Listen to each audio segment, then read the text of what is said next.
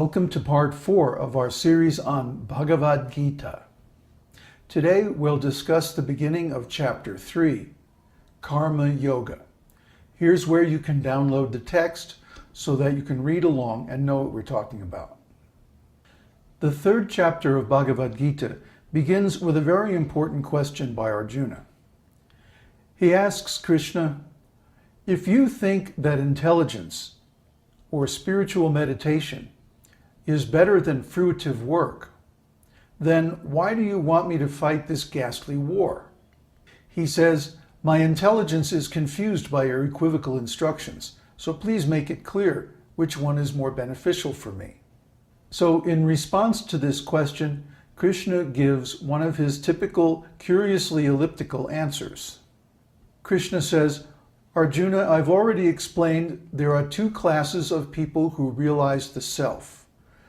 Some are inclined to know him by philosophical speculation, and others by devotional work. Then Krishna adds, one cannot attain freedom from reaction simply by abstaining from work, nor can one attain perfection simply by renunciation. What does Krishna mean here? Well, everything that happens to us is a result of our karma.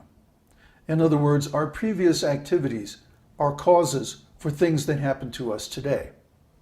So even if we just sit down and stop doing everything, the causes from our previous activities will still produce results. So there's not any way to stop the reactions of our previous work from affecting us. He also says that we cannot attain perfection simply by renunciation. Some people have the theory that if we just give up doing all kinds of material activities, automatically we'll attain some kind of spiritual perfection. But Krishna doesn't support this view. Why? Because no one can stop doing something, even for a moment. At least thinking. Even when we're asleep, we're also dreaming. And even if we're not dreaming, we're still breathing. So we're always doing something, even if it's just beating our heart or digesting our food. These are material activities, maintaining the body. And because they're material activities, they generate karma. So there's no way that we can avoid generating karma, even if we just sit under a tree and do nothing. The real question is, how do we work in such a way that our karma does not affect us? And that is the secret of karma yoga, which is the subject of chapter 3. And actually a major theme throughout the Bhagavad-gita. The secret of getting free from karma is that when we work for ourselves, in other words, when we expect to enjoy the fruits of our labor, we also have to accept the karma of our work. But when we work for the satisfaction of God, in other words, when we donate the results of our service to the glory of God, and work for his benefit, then we're freed from all karmic reactions to our work. For example, all of our videos, books, sound recordings, and other work available on the internet are free. We don't take any benefit from them. They're for the benefit of the readers, the viewers, hearers, and those who would like to study our work.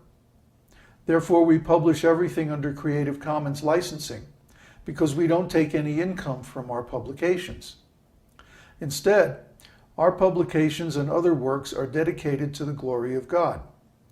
This is karma yoga. We're not trying to become famous or start a big religious organization. In fact, we don't want to have a religious organization because that brings so many complexities into our life. Actually, what we want is for people who are sincere to read and study these broadcasts and make spiritual progress as a result. In other words, we don't want to get the benefit from our work. We want others to get the benefit, and especially we want to contribute to the service of God, to the cause of God in this material world, to the process of self-realization and devotional service to the Lord. That's the real aim of our work, and because of that, it doesn't have any karmic reaction. Bhagavad-gita affirms that one who works in this way is on the path to peace and happiness and spiritual perfection. Actually, just think about it. We accept so much benefit from God. This body is a gift from God. Our mind is a gift from God. This whole world, the air, the water, the sunshine, the food, this is all provided by God. We can't even beat our heart without God's assistance. We don't even understand how we digest our food. It's all happening by God's arrangement. So we accept so much service from God. If we don't offer this facility to God in return, then we're at the very least ungrateful. And at the very worst, we're a thief and a rascal, a criminal who deserves to be punished. And what is our punishment? The law of karma. Because of the law of karma, even if we work in so-called goodness, for example, doing charity work or other material benefits, without thinking of ourselves, we still have to take another material body in order to realize the benefits of that work. And simply by taking a material body, we'll be exposed to so much suffering in this material world.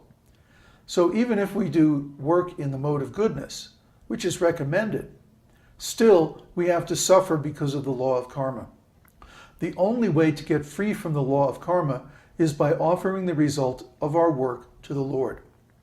For example, Krishna says here in this 3rd chapter that the devotees of the Lord are released from so many sins because they offer their food to the Lord before eating. When we offer our possessions, our food, our work, and even our own self to the Lord, this is called sacrifice. The process of sacrifice provokes God to respond in kind. Of course, God responds from within, not from without. So apparently there may be no material result for our sacrifices or other spiritual activities, but we experience the result internally. This is something that you have to try in order to see the result. You can't see it in other people's lives. In other words, someone may get some superficial prosperity from religious activities, but that's not really the result of spiritual activities. The real result of spiritual progress is that we renew our eternal personal relationship with God. And this is so wonderful and blissful. There's no way I can describe it. You have to experience it for yourself. The end result of this process is full self-realization, where one takes complete pleasure in activities of spiritual love with the Lord. This exchange of love with God is so wonderful and so pleasant that it really makes totally unnecessary any kind of material enjoyment or material possessions or power or anything like that. So again, this is something you have to experience for yourself. We can only recommend that you begin this process by offering your work, your money, your energy, your time, and ultimately your love and affection to the Lord who lives within your heart and is with you every moment of the day. This is spiritual consciousness, and this is the perfection of human life. Krishna says here in the 3rd chapter of Bhagavad-gita that a person who has realized this has no more duty because of full engagement in spiritual consciousness. A person in this kind of consciousness acts out of duty, not for any personal profit, but to show the proper example to others. Even Krishna, when he's here on earth, works in different ways in order to show us how to meet the challenges of life with spiritual knowledge. Om Namo Bhagavate Vasudevaya. Om Namo Bhagavate Vasudevaya.